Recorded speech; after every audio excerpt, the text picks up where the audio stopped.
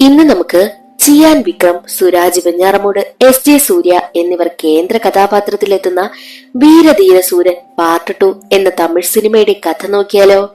വീഡിയോയിലേക്ക് കടക്കും മുമ്പ് വീഡിയോ കാണുന്ന കൂട്ടുകാർ ഒന്ന് ലൈക്ക് ചെയ്തിട്ട് കാണാൻ മറക്കരുതേ.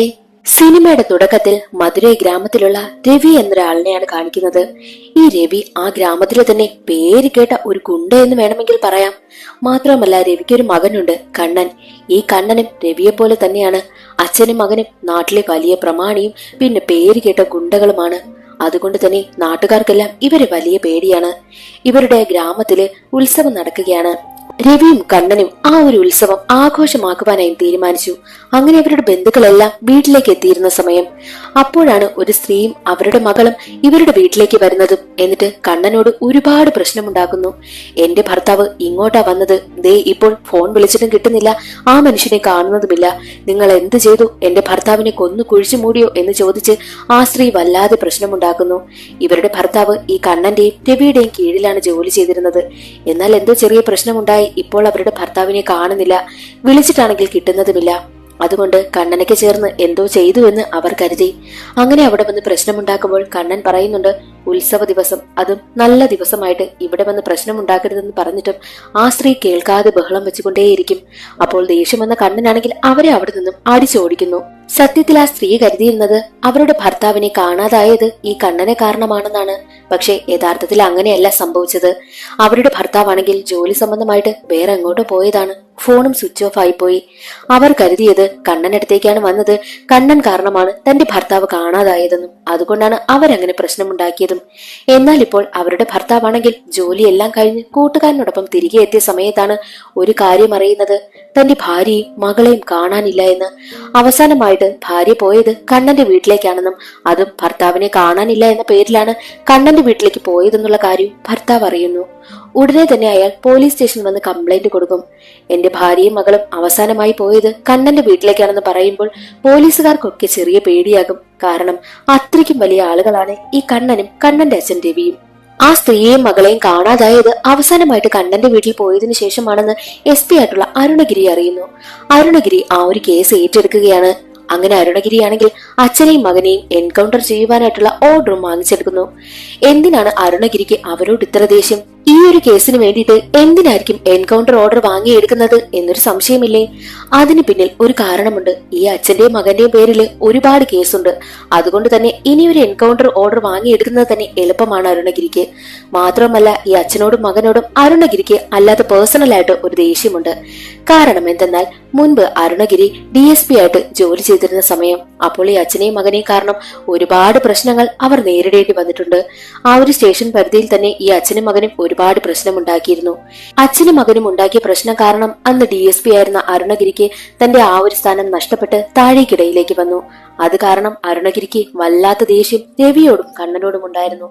പിന്നീട് കഷ്ടപ്പെട്ട് പഠിച്ചാണ് ഇപ്പോൾ ഇരിക്കുന്ന ആ ഒരു പൊസിഷനിലേക്ക് അരുണഗിരി എത്തിയിരിക്കുന്നതും. കണ്ണനും അച്ഛനും ഒരുപാട് കൊലപാതകങ്ങൾ ചെയ്തിട്ടുണ്ട്. ആ ഒരു കാര്യം ഏറ്റവും കൂടുതൽ ബാധിച്ചത് അരുണഗിരിയുടെ ജോലിയായിരുന്നു. ആ ഒരു ദേഷ്യം അരുണഗിരിയുടെ മനസ്സിലുണ്ട്. എങ്ങനെയും ഇന്ന് രാത്രിക്കകം രണ്ടിനെയും എൻകൗണ്ടർ ചെയ്യണമെന്നും അരുണഗിരി തീരുമാനിക്കുന്നു. അതിനു വേണ്ടിയിട്ട് ഇവരൊരു നാടകം പ്ലാൻ ചെയ്യുന്നു. ഇവരെ രണ്ടുപേരെയും എൻകൗണ്ടർ ചെയ്യുവാനുള്ള തീരുമാനം സ്ട്രോങ് ആക്കണമെങ്കിൽ ഇവരുടെ വീട്ടിൽ നിന്നും ആ സ്ത്രീയുടെ ഡെഡ് ബോഡി കിട്ടണമല്ലോ. അതിനു വേണ്ടിയിട്ട് അരുണഗിരി ഒരു പ്ലാൻ പറഞ്ഞു കൊടുക്കുന്നു. ഐഡന്റിഫൈ ചെയ്യാൻ പറ്റാത്ത വിധം ഒരു സ്ത്രീയുടെ ബോഡിയാണെങ്കിൽ അവരുടെ വീട്ടിൽ കൊണ്ടുവന്നിട്ടിട്ട് അവിടെ നിന്ന് തന്നെ പോലീസ് ഡെഡ് ബോഡിയും കണ്ടെത്തുകയാണ്. വീട്ടിൽ നിന്നും പോലീസുകാർ ഡെഡ് ബോഡി കൊണ്ടുപോകുന്ന സമയത്ത് വീട്ടുകാർക്കാണെങ്കിൽ എന്താണ് സംഭവിക്കുന്നതെന്ന് മനസ്സിലാകുന്നതേയില്ല. ഉടനെ തന്നെ രവിയെ വീട്ടുകാർ വിവരം അറിയിക്കും. തനിക്കെന്തോ വലിയ പണി വരാൻ പോകുന്ന കാര്യം രവിക്ക് മനസ്സിലായി. ഇന്ന് രാത്രിക്കകം ഇവരെ എൻകൗണ്ടർ ചെയ്യണം. ഇല്ല എന്നുണ്ടെങ്കിൽ നാളെ രാവിലെ ഇവർ കോടതിയിൽ പോയി ഹാജരാകും. അത് നടക്കുവാൻ പാടില്ല. അതിനു മുൻപ് നമ്മൾ എന്തെങ്കിലും ചെയ്യണമെന്നും അരുണഗിരി കൂടെയുള്ള പോലീസുകാരോട് പറയുന്നു. ഈ വിവരം രവി അറിയുകയാണ്. രവിക്ക് എങ്ങനെയെങ്കിലും തന്റെ മകനെ മാറ്റണം. രവി ഉടനെ തന്നെ കണ്ണനെ അവിടെ നിന്നും മാറ്റുകയാണ്. നാളെ രാവിലെ വരെ നീ നിന്റെ ജീവൻ പിടിച്ചു നിർത്തണം. എന്നിട്ട് നാളെ രാവിലെ നമുക്ക് കോടതിയിൽ ഹാജരാകാമെന്നും രവി പറയുന്നു. അരുണഗിരിയുടെ കണ്ണന് വേണ്ടിയിട്ടുള്ള അന്വേഷണം ആരംഭിച്ച കാര്യം രവി അറിയും. എങ്ങനെയെങ്കിലും അരുണഗിരിയുടെ കാല് പിടിച്ചിട്ടായാലും തന്റെ മകന്റെ ജീവൻ രക്ഷിക്കണമെന്ന് തീരുമാനിച്ച് രവി നേരെ SP ഓഫീസിലേക്ക് ചെല്ലുന്നു. അവിടെ ആഹാരം കഴിച്ചുകൊണ്ടിരിക്കുകയായിരുന്നു അരുണഗിരി. അരുണഗിരിയോട് രവി പറയുന്നത്, എന്റെ മകനെ വെറുതെ വിടണം, നിങ്ങൾ പറയുന്ന എന്ത് വേണമെങ്കിലും ചെയ്യാം, എത്ര കാശ് വേണമെങ്കിലും തരാമെന്നും രവി പറയുന്നു. എന്നാൽ അത് കേട്ട് അരുണഗിരി പറയുന്നത്, കാണാതായത് ഒരു സ്ത്രീയും അവരുടെ മകളുമാ. ആ ഒരു കേസ് എനിക്ക് അന്വേഷിച്ചേ പറ്റൂ. നിങ്ങളുടെ മകനെ എത്രയും വേഗം ഹാജരാക്കണമെന്നും അരുണഗിരി പറയും. രവി എത്ര കെഞ്ചിയിട്ടും അരുണഗിരി കേൾക്കുന്നതേയില്ല. എന്നാൽ അരുണഗിരിയാണെങ്കിൽ രവിയോട് വല്ലാതെ ചൂടായാണ് സംസാരിക്കുന്നതും. ഇനി സംസാരിച്ചിട്ട് കാര്യമില്ല എന്നും രവിക്ക് മനസ്സിലായി. ഉടനെ തന്നെ രവി SP ഓഫീസിൽ നിന്നും പുറത്തിറങ്ങിയിട്ട് തന്റെ കൂട്ടാളിയോട് പറയുന്നുണ്ട്, ഇതെന്തായാലും നമ്മുടെ കയ്യിൽ നിൽക്കില്ല, കാളി തന്നെ വരണമെന്നും പറയുന്നു. കാളിയാണ് നമ്മുടെ കഥാനായകനും. പിന്നീട് കാളിയാണ് കാണിക്കുന്നത്. കാളി വരണമെന്ന് പറയുമ്പോൾ എല്ലാവരും കരുതും കാളി വലിയൊരു ഗുണ്ടയായിരിക്കുമെന്ന്. പക്ഷെ അവിടെയാണ് തെറ്റിയത്. കാളി ഇപ്പോൾ തന്റെ ഭാര്യയ്ക്കും മക്കൾക്കുമൊപ്പം സമാധാനത്തോടു കൂടി ഒരു ജീവിതം ജീവിക്കുകയാണ്. ഒരു പലചരക്ക് കട നടത്തുകയാണ് കാളിയും ഭാര്യയും. ഭാര്യയായ കലൈവാണിക്കൊപ്പം മാർക്കറ്റിൽ പോയി സാധനങ്ങളൊക്കെ വാങ്ങി തന്റെ വണ്ടിയിൽ വെച്ച് കെട്ടി ഭാര്യയും കൊണ്ട് വീട്ടിലേക്ക് സന്തോഷത്തോടു കൂടി തിരിച്ചു വരികയാണ് കാളി. കാളിക്ക് ഒരു പെൺകുട്ടിയും ഒരു ആൺകുട്ടിയുമാണുള്ളത്. ഇളയ മകന്റെ പേര് ദിലീപ് എന്നാണ്. മകന് ദിലീപ് എന്ന പേര് വെച്ചതിന് പിന്നിലെ വളരെ ഇമോഷണൽ ആയിട്ടുള്ള ഒരു കഥയുണ്ട്. അത് വഴിയെ മനസ്സിലാകും. ആ ഒരു ഉത്സവ രാത്രി ഭാര്യയ്ക്കൊപ്പം സാധനങ്ങളൊക്കെ വാങ്ങി തിരികെ കടയിലേക്ക് എത്തിയ കാളിയെ കാത്ത് അവിടെ രവി ഉണ്ടായിരുന്നു.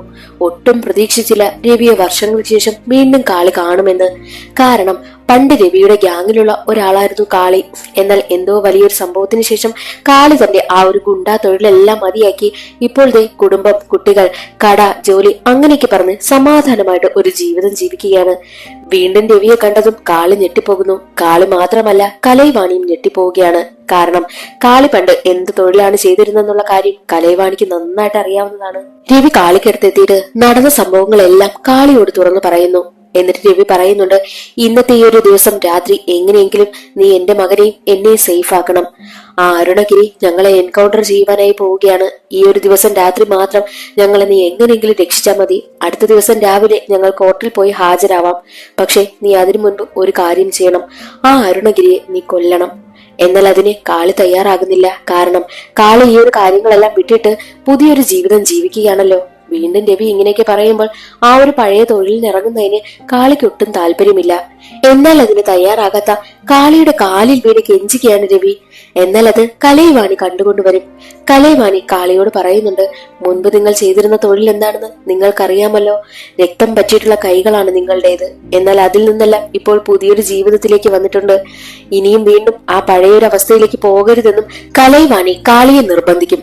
എന്നാൽ കലൈവാണിയുടെ ആവശ്യം അംഗീകരിക്കുവാനായിട്ട് കാളി കൂട്ടാക്കുന്നില്ല.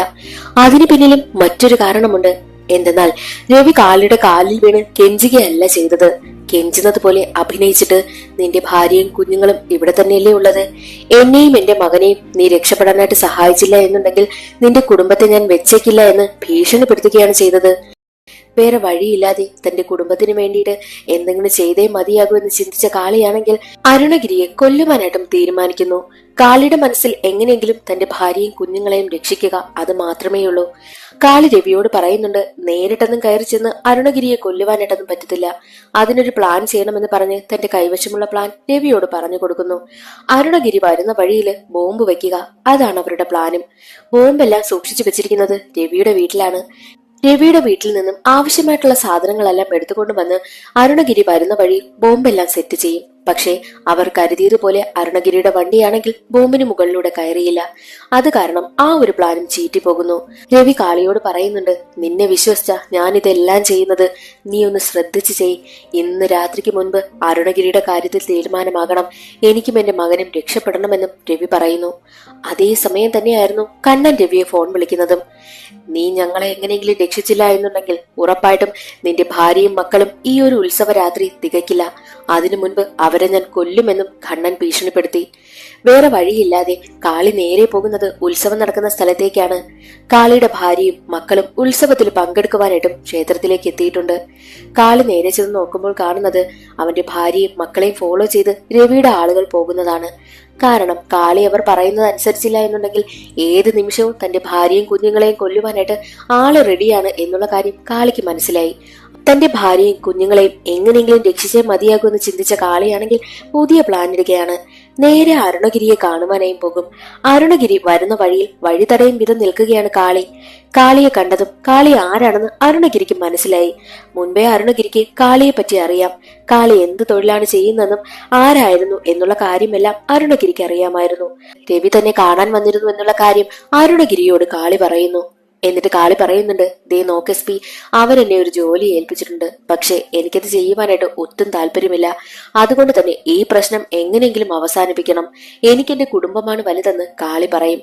കാളി പറയുന്നത് കേട്ട് അരുണഗിരി കുത്തി കുത്തി അവനോട് ഓരോ ചോദ്യങ്ങളും ചോദിക്കുന്നു. എന്ത് ജോലിയാ നിന്നെ അവരെ ഏൽപ്പിച്ചത് എന്നൊക്കെ ചോദിക്കുമ്പോഴും എന്ത് തൊഴിലാണ് അവരെ ഏൽപ്പിച്ചതെന്ന് വിട്ടു പറയുവാനായിട്ടും കാളി തയ്യാറാകുന്നില്ല. ഒടുവിൽ അരുണഗിരിക്ക് കാര്യം മനസ്സിലായി. ഓഹോ, നിന്നെ ഉപയോഗിച്ച് എന്നെ തീർക്കുവാനായിട്ടുള്ള പ്ലാൻ ആണല്ലേ അത്. എങ്കിൽ ഞാനൊരു കാര്യം പറയാം.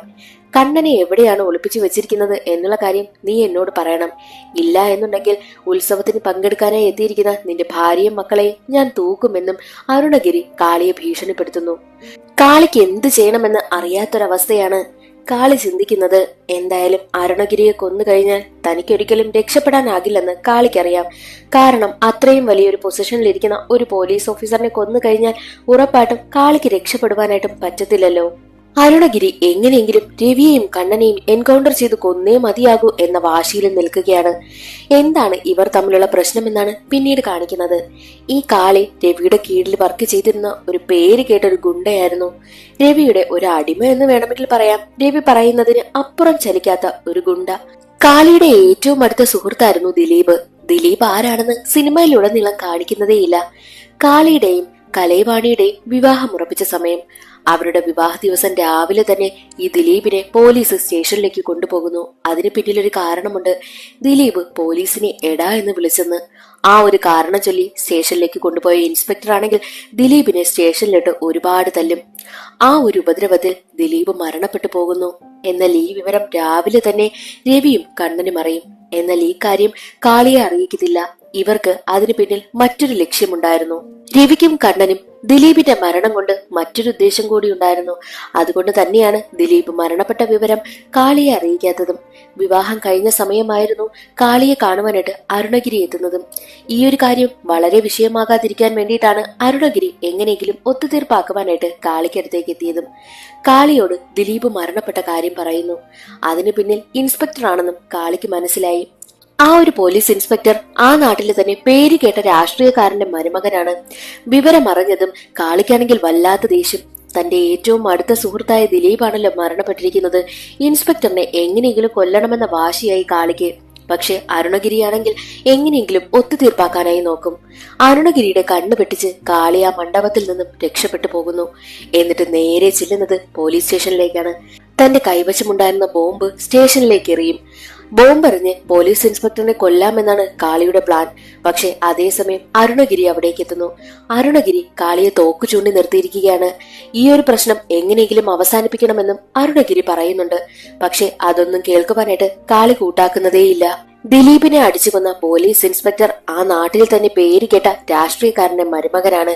ഈ ഒരു വിവരം പുറത്തറിഞ്ഞു കഴിഞ്ഞാൽ ആ ഒരു പോലീസ് ഇൻസ്പെക്ടറിനെയും രാഷ്ട്രീയക്കാരനെയും അത് നന്നായി ബാധിക്കുമെന്ന് ആ രാഷ്ട്രീയക്കാരൻ അറിയാമായിരുന്നു.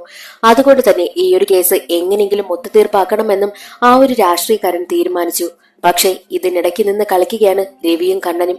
അവർക്ക് മറ്റൊരു ഉദ്ദേശമുണ്ട്. എല്ലാം ഒത്തുതീർപ്പാക്കുവാനായിട്ട് ഏർപ്പാടാക്കിയത് അരുണഗിരിയായിരുന്നു. അരുണഗിരിക്ക് രവിക്കും കണ്ണനും ഇതിനു പിന്നിൽ എന്തോ പരിപാടിയുണ്ട് എന്നുള്ള കാര്യവും മനസ്സിലായി. ഉടനെ തന്നെ അരുണഗിരി നേരെ കാളിക്കടുത്തേക്ക് എത്തി. അന്ന് കാളിയുടെ വിവാഹമാണല്ലോ. ദിലീപ് മരണപ്പെട്ട കാര്യം കാളിയോട് പറയുന്നു. കാളിക്കാണെങ്കിൽ അത് താങ്ങാനായില്ല. എല്ലാ സത്യങ്ങളും മനസ്സിലാക്കിയ കാളി അരുണഗിരിയുടെ കണ്ണു വെട്ടിച്ച് നേരെ പോകുന്നത് ആ ഒരു പോലീസ് ഇൻസ്പെക്ടറിന്റെ വീട്ടിലേക്കാണ്. അവിടെ എത്തിയിട്ട് അവിടെ ഉണ്ടായിരുന്ന ഒരുപാട് പേരെ കൊന്നുകളയും. എന്നിട്ട് അവസാനം പോലീസ് ഇൻസ്പെക്ടറിന്റെ തലയിൽ ഗണ്ണ് വെച്ചിട്ട്, ഞാൻ എന്തായാലും പോലീസ് സ്റ്റേഷനിൽ കീഴടങ്ങുവാനായി പോവുകയാണ്.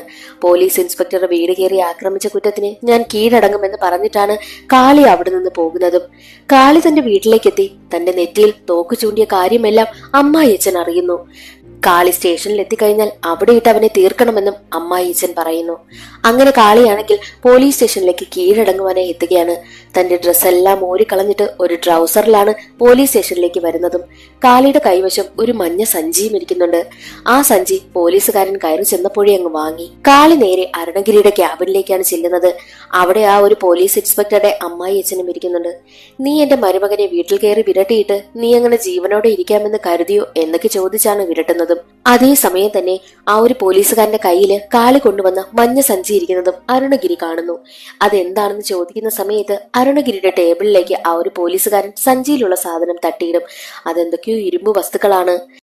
എന്നാൽ അതേസമയം തന്നെ പോലീസ് ഇൻസ്പെക്ടറുടെ അമ്മാവനാണെങ്കിൽ കാളിയെ വിരട്ടുന്നത് കേട്ട് ദേഷ്യം വന്ന കാളി ആ ഒരു ടേബിളിന്റെ മുകളിലേക്ക് ചാടി കയറിയിരുന്ന് ആ ഒരു ഇരുമ്പ് സാധനങ്ങളെല്ലാം ജോയിൻ ചെയ്ത് വന്നപ്പോൾ അത് അവസാനം ഒരു തോക്കായിരുന്നു.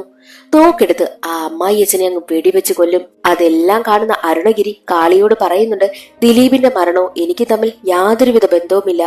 ദിലീപ് മരണപ്പെട്ട വിവരം രാവിലെ തന്നെ രവിയും കണ്ണനും അറിഞ്ഞിരുന്നു. എന്നിട്ട് അവർ എന്തുകൊണ്ടാ നിന്നോട് പറയാത്തത്? അതിനു പിന്നിലും ഒരു കാരണമുണ്ട്. നീ എപ്പോഴായാലും ഈ ഒരു കാര്യം അറിയും. അത് ഒരുപാട് താമസിച്ചാൽ അത്രയും നല്ലത്. അങ്ങനെ അറിഞ്ഞു കഴിയുമ്പോൾ നിനക്കുറപ്പായും ഈ രാഷ്ട്രീയക്കാരനോട് ഒരുപാട് ദേഷ്യം വരും. ആ സമയത്ത് നീ എന്തായാലും ഇതുപോലെ തന്നെയായിരിക്കും ചെയ്യുക എന്നുള്ള കാര്യം രവിക്കും കണ്ണനും നന്നായിട്ട് അറിയാമായിരുന്നു. ഈ രാഷ്ട്രീയക്കാരൻ മരിക്കേണ്ടത് രവിയുടെയും കണ്ണന്റെയും ആവശ്യമാണ്. അതുകൊണ്ട് തന്നെയാണ് അവർ ആ ഒരു കാര്യം നിന്നോട് പറയാത്തതും. നീ അറിഞ്ഞ് അയാളെ കൊന്നു കഴിഞ്ഞാൽ പിന്നീട് ഈ ഒരു നാട്ടില് തന്നെ പേരുകേട്ട ഗ്യാങ്സ്റ്റർ രവിയും കണ്ണനും ആകുമല്ലോ. അത് തന്നെയാണ് അവരുടെ ഉദ്ദേശമെന്നും അരുണഗിരി കാളിയോട് പറയുന്നു. കാളി അത് കേട്ട് തകർന്നു പോകും. കാളി വിശ്വസിച്ചിരുന്ന ആളുകളാണല്ലോ കാളിയെ ചതിച്ചതും. സ്റ്റേഷനിൽ നിന്നും പുറത്തേക്കിറങ്ങി വരുന്ന കാളിയാണെങ്കിൽ ആ ഒരു പോലീസ് ഇൻസ്പെക്ടറിനെ കാണുകയും തന്റെ കൈവശമുണ്ടായിരുന്ന തോക്കുവെച്ച് പോലീസ് ഇൻസ്പെക്ടറിനെ വെടിവെച്ച് കൊല്ലുകയും ചെയ്തു. ആ ഒരു സംഭവത്തോടു കൂടി രവിയോടും കണ്ണനോടുമുള്ള കാളിയുടെ വിശ്വാസം നഷ്ടപ്പെട്ടു.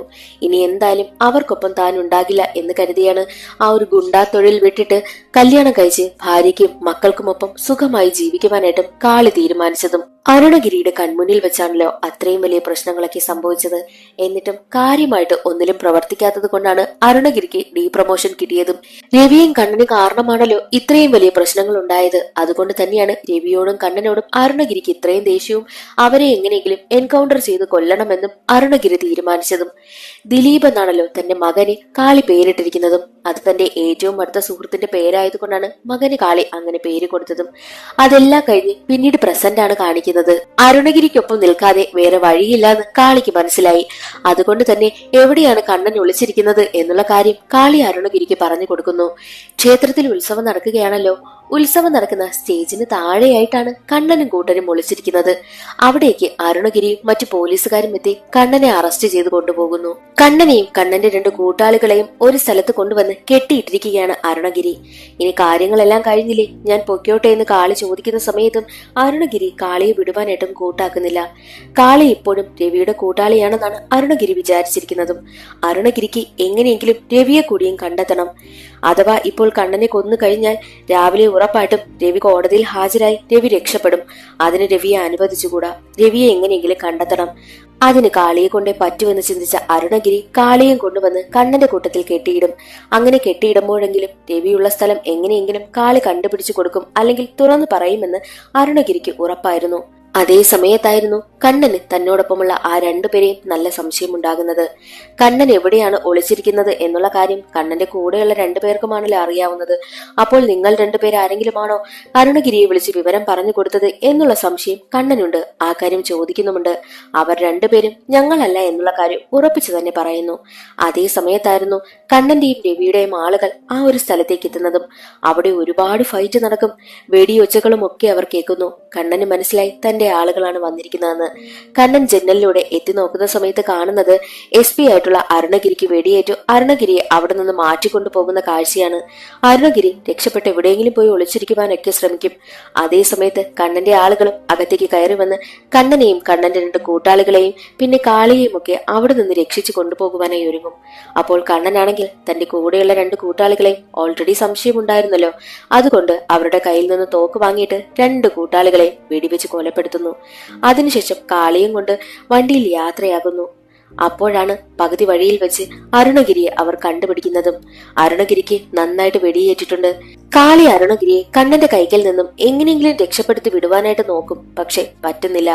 ഒടുവിൽ വെടിയേറ്റ് അവശനായിരുന്ന അരുണഗിരിയെ കണ്ണന്റെ കൂട്ടുകാരാണെങ്കിൽ വണ്ടിയിലിട്ട് കൊണ്ടുപോവുകയാണ്. പകുതി വഴിയിൽ വെച്ച് കാളിക്ക് രവിയുടെ കോൾ വരും. ഇനി അരുണഗിരിയെ കിട്ടിയില്ലേ, നിന്റെ ആവശ്യമില്ല, പൊക്കോളാനായിട്ടും കാളിയോട് പറയുന്നു. ആ വിവരം കണ്ണൻ അറിയുകയാണ്. കണ്ണൻ പകുതി വഴിയില് വണ്ടി നിർത്തിയിട്ട് കാളിയെ ഇറക്കുന്നു. എന്നിട്ട് കാളിയോട് ചോദിക്കുന്നുണ്ട്, ഞാൻ എവിടെയാണ് ഒളിച്ചിരുന്നത് എന്നുള്ള കാര്യം നീയല്ലേ അരുണഗിരിക്ക് പറഞ്ഞു കൊടുത്തത്? കാളി അതിന് സമ്മതിക്കത്തില്ല. ഉടനെ തന്നെ കാളിയുടെ ഫോൺ പിടിച്ചു വാങ്ങി നോക്കുന്ന സമയത്ത് സത്യം എന്താണെന്ന് കണ്ണന് മനസ്സിലായി. നീയാണല്ലേ ഇതിന് പിന്നിലെന്ന് ചോദിച്ച് കണ്ണന്റെ ആളുകളെല്ലാം കാളിയെ വളയുന്നു. എന്നാൽ കാളിയാണെങ്കിൽ ഇനി രക്ഷയില്ല എന്ന് മനസ്സിലാക്കി ഉടനെ തന്നെ അവരെ നേരിടുവാനായും തീരുമാനിച്ചു. അങ്ങനെ ഒരു ഘട്ടത്തിൽ കാളി കണ്ണനെ കൊന്നുകളയും. എന്നിട്ടൊരു തോക്കെടുത്ത് കണ്ണന്റെ ആളുകളെ എല്ലാവരെയും തുരുതുരാ വെടിവെച്ച് കൊന്നുകളയുന്നു. ഒരുവിധം എല്ലാവരെയും വെടിവെച്ച് കൊന്നിട്ട് കാളി നേരെ തന്റെ വീട്ടിലേക്കാണ് പോകുന്നത്. കാളിയുടെ ഡ്രസ്സിൽ മുഴുവൻ രക്തമായിരുന്നു. അത് കണ്ട് ഭാര്യയ്ക്ക് വല്ലാതെ ടെൻഷനാകുവാനായും തുടങ്ങി. എന്താണ് സംഭവിച്ചതെന്ന് ഭാര്യ ചോദിക്കുന്ന സമയത്ത് നടന്ന കാര്യങ്ങളെല്ലാം കാളി ഭാര്യയോട് തുറന്നു പറഞ്ഞു. എന്നാൽ രവിക്കൊപ്പം ആദ്യം ഒരു പയ്യൻ വന്നിരുന്നല്ലോ, രവിയുടെ കൂട്ടാളിയായിട്ടുള്ള വെങ്കട്ട് അതേസമയം കാളിയുടെ വീട്ടിലുണ്ടായിരുന്നു. ആരും അറിയാതെ കാളിയുടെ വീട്ടിനുള്ളിലെ ബാത്റൂമിൽ ഒളിച്ചിരിക്കുകയായിരുന്നു വെങ്കട്ട്. കാളിയും ഭാര്യയും സംസാരിക്കുന്നതെല്ലാം വെങ്കട്ട് കേട്ടിരുന്നു. പുറത്തേക്കിറങ്ങിയ വെങ്കട്ടിനോട് കാളി ചോദിക്കുന്നുണ്ട്, ഞാൻ സംസാരിച്ച കാര്യങ്ങളെല്ലാം നീ കേട്ടുവല്ലേ? അപ്പോൾ വെങ്കട്ട് കേട്ടു എന്ന് പറഞ്ഞിട്ട് അവിടെ നിന്ന് രക്ഷപ്പെട്ട് ഓടിപ്പോകുവാനായും ശ്രമിക്കും. അങ്ങനെ കാളി വെങ്കട്ടിനെ പിടികൂടും. പക്ഷെ വെങ്കട്ടിനെ കൊല്ലുവാനായിട്ടുള്ള മനസ്സ് കാളിക്ക് വന്നില്ല. കാരണം വെങ്കട്ടിന് അതേസമയം ജന്യ വന്നിരുന്നു. എങ്ങനെയെങ്കിലും അവനെ രക്ഷിക്കുവാനായിട്ട് ഇരുമ്പെടുക്കുവാനായിട്ട് തന്റെ വീട്ടിലേക്ക് ചെന്ന കാളി കാണുന്ന കാഴ്ച മറ്റൊന്നായിരുന്നു. എന്തെന്നാൽ അരുണഗിരിയുടെ എൻകൗണ്ടറിൽ നിന്നും രക്ഷപ്പെടുവാനായിട്ട് രവി തന്റെ കുടുംബത്തെ മുഴുവൻ കൂട്ടി കാളിയുടെ വീട്ടിലേക്ക് എത്തിയിരിക്കുന്നു. കാളിയുടെ ഭാര്യയും കാളിയും അവരെ കണ്ട് ഞെട്ടിപ്പോകും. മാത്രമല്ല കാളിയുടെ ഡ്രസ്സിലാണെങ്കിൽ രക്തവും പറ്റിയിരിക്കുന്നു. അത് കാണുന്നതും ഇവർക്കൊക്കെ എന്തൊക്കെയോ സംശയം ഉണ്ടാകുന്നു. എവിടെ വെങ്കട്ട്, എവിടെ കണ്ണൻ എന്നൊക്കെ വീട്ടുകാരും രവിയും ഒക്കെ തിരക്കും. അപ്പോൾ കാളിയുടെയും ഭാര്യയുടെയും പെരുമാറ്റത്തിലുള്ള മാറ്റം കണ്ട് രവിക്ക് എന്തൊക്കെയോ സംശയം തോന്നുന്നു. മാത്രവുമല്ല അവിടെ നമ്മുടെ കണ്ണന്റെ കാറ് കിടക്കുന്നതും രവി കാണുകയാണ്. അതും കാളിയുടെ വീടിനടുത്തായിട്ട്. കണ്ണൻ എന്തോ സംഭവിച്ചു കാണും എന്ന് ടെൻഷൻ അടിച്ചാണ് രവി കാറിനടുത്തേക്ക് ചെല്ലുന്നതും ഡോറ് തുറന്നു നോക്കുമ്പോൾ കാണുന്നത് വെടികൊണ്ട് അവശനായി കിടക്കുന്ന അരുണഗിരിയാണ്.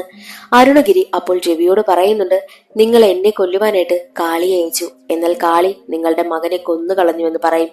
അത് കേട്ട് ദേഷ്യം വന്ന രവിയാണെങ്കിൽ തന്റെ തോക്കെടുത്ത് അരുണഗിരിയെ വെടിവെച്ചങ്ങ് കൊല്ലും.